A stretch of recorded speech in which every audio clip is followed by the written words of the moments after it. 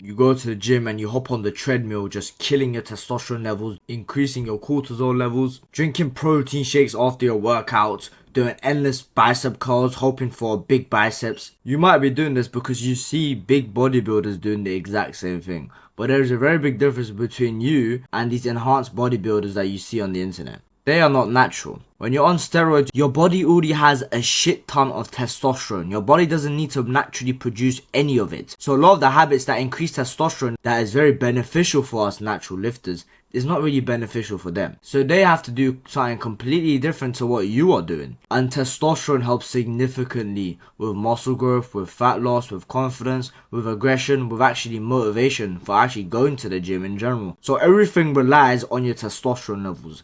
And you're literally killing and castrating your testosterone every time you go to the gym, when you could actually use the gym as something to increase and boost your overall testosterone and androgen receptors. And how do I know this, you might ask? I had low testosterone levels and I had high testosterone levels, and this is the contrast physically, but the worst part was my mental state. When you have low testosterone, no matter how much you work out, you can't just build muscle easily unless you have top tier genetics. But if you did have top tier genetics, you probably won't be watching this video because you'll build muscle so fast that you won't feel a need to watch this video. Testosterone, my friend, could actually carry you to the way to the top, and I have a full course on how to boost your testosterone levels. Go check out the link below, but I'll talk about it more in detail later. I remember when I was watching videos similar to this one on how to boost testosterone levels, and every single time it would never fail to mention to say to lift weights.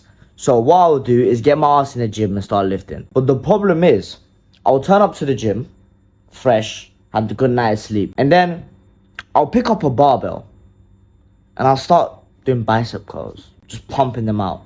And I got like a nice bicep pump and I was getting gassed, like, oh, my testosterone is increasing. Probably a placebo effect. I got boosting testosterone because I thought I was doing the right things. And you guys might do a similar thing. You rock up to the gym and start doing machines straight away. I'm not saying machines are bad here, but you turn up, it's your chest day. Instead of hitting a heavy bench press or dips, you would go ahead and do a chest press machine. I see many people do this in the gym. And then after you're done with the chest press machine, you say, oh, I need to do some triceps now. So what do you guys do? Tricep extensions. Wow, I need to get big triceps. I'm working like a bodybuilder. I saw Sam Sulek do this one time. And then you consist of another machine, the muscle you want to isolate, like the lateral delt, the bicep, the calves even. Sure, you could do that and still build muscle. But that is probably the worst workout you could do to maximize your testosterone levels. Testosterone isn't just a on and off thing. Testosterone isn't a thing where you going to the gym and lifting weights just boosts your testosterone because it wants to. It doesn't just reward you. Testosterone is not meant to do that. Testosterone doesn't really know what environment you're in. It doesn't know that it's lifting weights. If you're physically exerting yourself with multiple muscles, then your testosterone will go up because it doesn't know the difference between a life and death situation. So instead of doing all of these isolation movements at the beginning of your workout, because you could do it at the end of the workout and that's completely fine after you've done the compound movements. Doing isolation workouts at the beginning and then doing machines as your compound movements, your testosterone is going to get nowhere near spiked. You might think, oh, why is testosterone important? If your testosterone doesn't get spiked from those workouts, then guess what? You're going to actually build less muscle. Not only are you going to build less muscle, you're going to lose less fat, you're going to be less aggressive, you're going to be less motivated to go to the gym, you're going to be less confident. All the reasons why you started wanting to go to the gym, doing machines and isolations too much, pretty much goes against that. And before I really get into the video, I want to say that I have a full course on how to optimize and boost your testosterone levels to elite levels. I'm talking about 1,000 nanograms plus, and you need to really change your lifestyle, your diet, your sleep, how you live, etc. There's so much other factors, so go check out the link in the description. I'll talk about it more in detail later. High testosterone men don't turn up to the gym and start doing calf races or start doing bicep curls. And you think, oh, those Sam Sulek has high testosterone, he does isolation. Motherfucker, he's on steroids. I guarantee you, 99% of people that you're naming right now who has high testosterone and is doing isolation movements is because they're injecting that shit into their veins. It's very rare to find someone who has naturally high testosterone who's doing shit like this. Because I haven't seen it yet. And your idea of high testosterone might be 700 nanograms. And of course, there's guys with 700 nanograms that do this shit. When I mean high testosterone, I mean 900 nanograms plus. Real high levels. 700 nanograms used to be the average testosterone level 50 to 100 years ago. It's just the modern lifestyle now that fucked everything. Before I go on the whole rant for 10 minutes, I want to actually give you guys some action steps. when you're training a muscle, so a lot of people do push-pull legs. Let's say you're gonna do chest triceps. Instead of turning up, doing a chest press machine, doing these extensions or whatever, you're gonna go straight to the bench press, or you're gonna go straight to the dip machine, or you're gonna do straight to the dumbbells.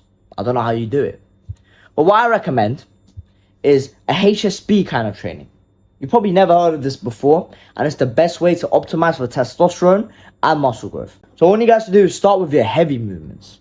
So bench press, keep it short reps, 5 to 10 reps. Make sure there's some pump and blood into your muscles before you do the heavy set. And then after, I want you guys to do something called stretch, and that is to maximize the stretch of any muscle. So what it is you exaggerate the movement a little bit. When you're doing, you could do this with any muscle. When you're doing bicep curls, you lift it up, and then when you're going down, you go down extremely slowly. It's going to take you around 6 seconds to go all the way down. And I want you guys to get the maximum stretch and go back up normally. You could do this with a, let's say, dumbbell incline press. You go all the way down, slowly push up. And then after that, I want you guys to do pump kind of training. Stuff like push-ups or high rep dips. If you're at a lower body weight and you could actually do very high reps of dips, push-ups, or light bench press, then you'll see a big difference in your testosterone and muscle growth. The more muscles you recruit, the higher testosterone. I want you to ingrain that into your brain.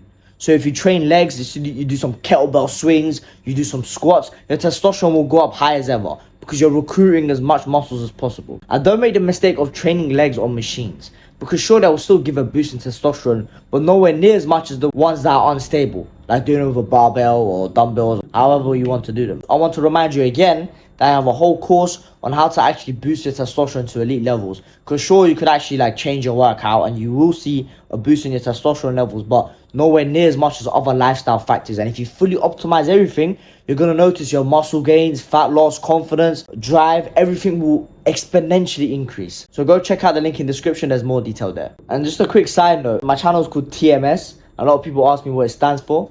Testosterone, muscle, and strength. From now on, in my videos, I'm going to say that's been Team TMS, testosterone, muscle, strength. Bye.